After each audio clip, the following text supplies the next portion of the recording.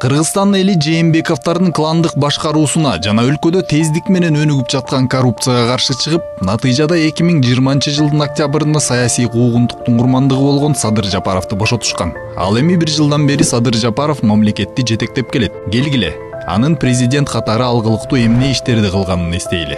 Биринчи кезекте 2011-жылдан бери өзгөрүүсүз калган аскер кызматкерлеринин пенсиясын жогорулатканын белгилесе болот. Көбөйтүлгөндөн кийин минималдуу сумма 5000 сомду, эң чоңу 30-35 миң сомду түздү. Аскерлердин айлыгы да жогорулады. Айлык офицерлер корпусуна 50%, ал эми сержанттарга 30% жогорулады. Ошондой эле президент медицина кызматкерлеринин айлыгын 40% көтөрүп, мындан ары жогорулатуу токтобой турганын убада кылды.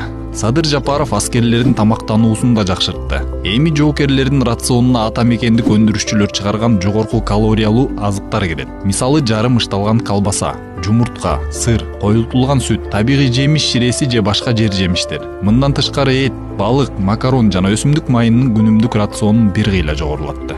Садыр Жапаров жер тилкелерин трансформациялоо жөнүндө мыйзамга өзгөртүүлөрдү киргизүүнү караган мыйзамга кол койду. Бул документ турак жай куруу пландаштырылбаган жер тилкелерине үй курган жарандардын узак мөөнөттүк көйгөйүн чечти.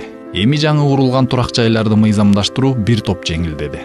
Президент өлкөдөгү экономикалык абалга, баалардын өсүшүнө, тигил же бул деңгээлде жашоого таасир эткен пандемияга байланыштуу кыргыз элинин жашоо кыйынчылыктарын эске алып, айыл чарба жоготууларына байланыштуу жарандарды компенсация төлөөдөн бошотуу чечимин кабыл алды. Буга чейин жерлерди трансформациялоодо жер тилкелеринин ээлери айыл чарба жоготкон пайданы төлөшү керек болчу.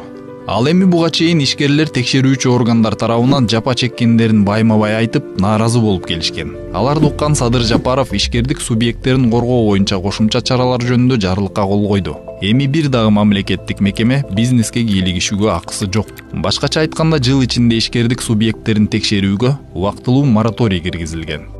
Эми укук коргоо органдары жарандык административдик процессте чечилүүгө жана жарандык жана экономикалык соттордо каралууга тийиш болгон экономикалык кылмыштар боюнча кылмыш иштерин козгобойт жана тергебейт. Жана эч ким банктардан кыргыз ишкерлеринин эсептерин жана алардын акча которуу тууралуу маалымат сурай албайт. Садыр Жапаров бийликке келгенден тарта коррупцияга шектелген аткаминерлер менен саясатчыларды массалык түрдө камакка алды. 1 жылдын ичинде коомдук саясий жана социалдык экономикалык туруктуулукту калыбына келтирип, коомдун ишенимине ээ болууга жетишти.